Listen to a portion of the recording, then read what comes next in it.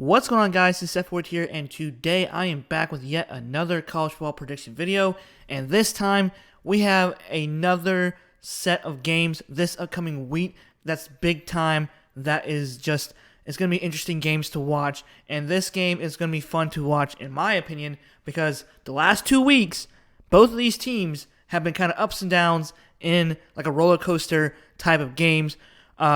Tennessee almost lost to Florida in overtime.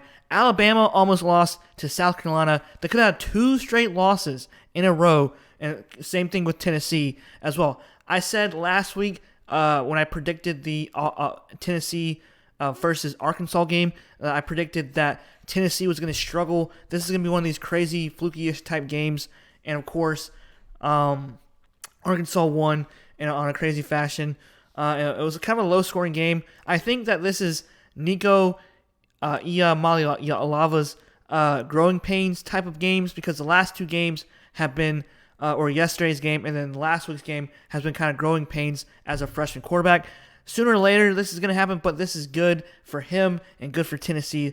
And then Jalen Milroe struggled a little bit yesterday, throwing 2 interceptions, but the defense came up big to stop South Carolina. I think it's just been a crazy, weird year this year for college football. But this game is going to be interesting to watch, and I think that it's going to be an epic type game. All right, so this is Game of the Week. I'm going to do another video later on tonight to record as well. So this game will be played on October 19th of 2024. And so let's go ahead and go through the next slideshow. All right, so the location will be at Neyland Stadium in Tennessee. It's going to be 3:30 p.m. Eastern Time, ABC Network. I love 3:30 p.m. games. I love 7:30 games. You know, sometimes I'm more on the verge of liking 12 o'clock games. You know, I don't really like noon games that much, but now I'm starting to like it more often because it's not, we don't have to wait all day long. So yeah, the Tennessee has a great atmosphere. Last time, 2 years ago, with Hooker as a quarterback, that game was crazy, and they won at like the last second against Alabama. That game was wild too as well a few years back. All right, so last meeting, as you guys see right here, Alabama won. They got their revenge last year, and I think Joe Milton was the quarterback of last year, and he struggled against Alabama, and of course, Alabama beat Tennessee 34-20, and this game was on October 21st of 2023, so almost like a Week 5, Week 6 game from last year. Okay, so like I said in the beginning of the video, this game, like Billy Napier's job was on the line yesterday, and of course he almost beat Tennessee, but Tennessee prevailed with Dylan Sampson's 3rd rushing touchdown to seal a deal in overtime against Florida. And that was a great game for just, not a great game, but like sluggish defensive type game, low scoring.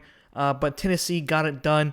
And of course, Alabama getting it done with a pick at the end, when South Carolina was trying to get the go down the field. It was crazy too, is that like, they failed to get the onside, the 2-point conversion, but then they went the onside kick. They got the onside kick. That was even crazier, and they almost could have possibly won the game or try to get into field goal range to win against Alabama. Also, Oregon and Ohio State. That game was wild too, with Will Rogers not like trying to get down to the field and try to kick a field goal, but they ran out of time. That game was crazy as well.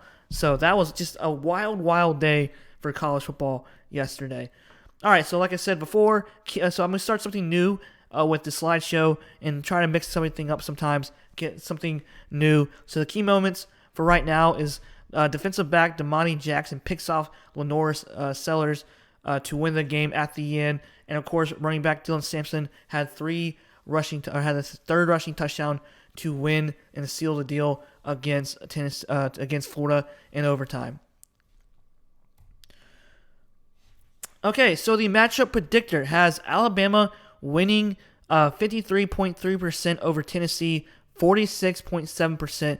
That's pretty bold for ESPN to give Alabama the favorites to win by minus 2.5 over Tennessee as the underdog at Neyland Stadium. That's a tough atmosphere to play in as well.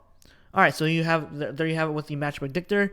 Next, we have the top 3 players of the week with offense and, of course, with defense as well. We got quarterback Nico Iamaleava with 16 completions, 26 attempts with 169 passing yards, averaged about 6.5 yards per throw, and had 0 touchdowns and had 1 interception. So he kind of struggled for the game of yesterday.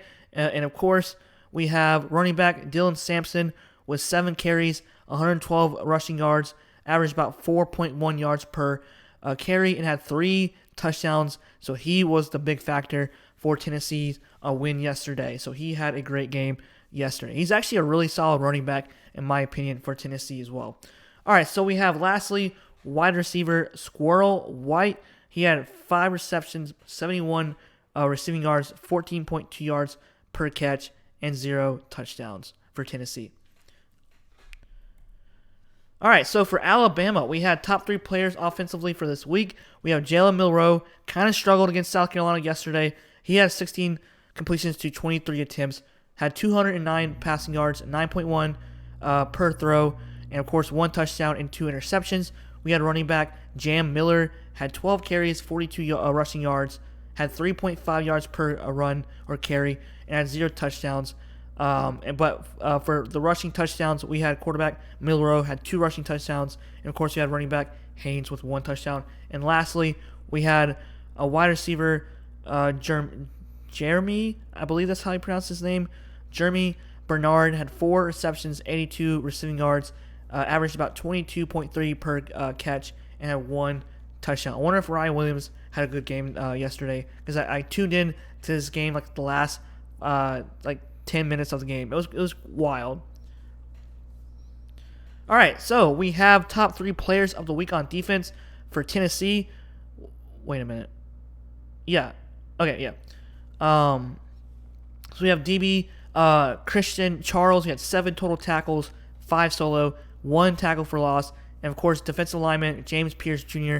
had 7 total tackles, had 3 solo, 0.5 sack, 1 tackle for loss. And then lastly, we have defensive back Bo Carter with 7 total tackles, 2 solo tackles, 1 sack, and 1.5 tackles for loss. And, of course, we have Arion Carter with the interception. And, of course, we have Pierce with the fumble recovery for Tennessee against Florida yesterday. All right, and so we have top 3 players of the week for Alabama. We have defensive back Keon Sabb. He had 12 total tackles, 7 solo tackles. And, of course, linebacker Deontay Lawson, 9 total tackles, 4 solo, 1 tackle for loss. And lastly, linebacker Jahad Campbell with 7 total tackles, 5 solo, 1 sack, and 1 TFL. And, of course, the key moment at the end of the game, DB Damani Jackson with the pick to close out the win versus South Carolina. And then now we go to the full team stats.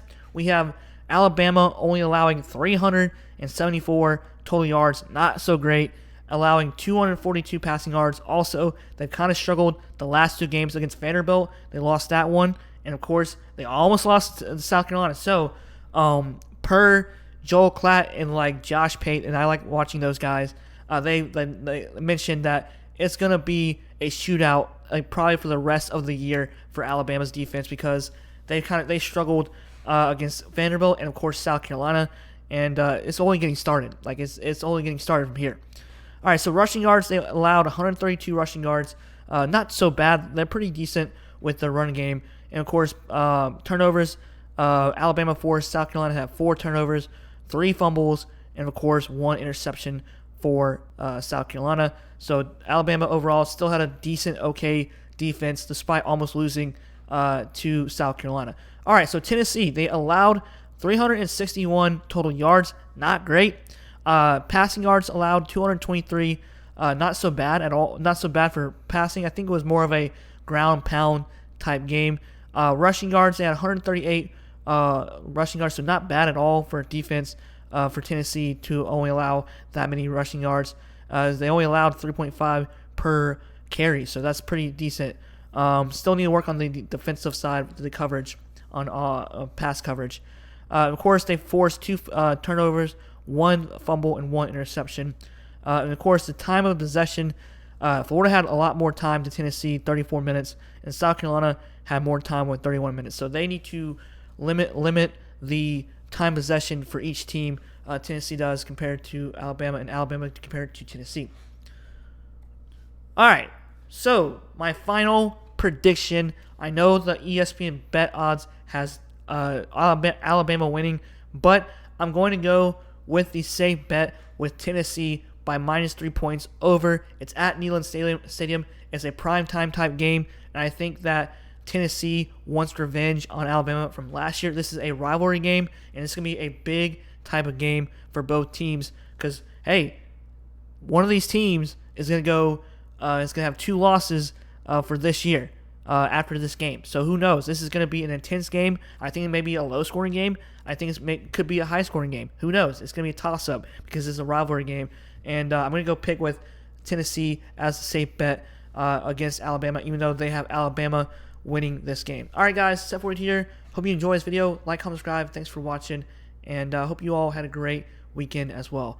Great college football games. And then hopefully next weekend will be an awesome, epic matchups as well. All right, guys. See y'all later. Step forward here, and peace out.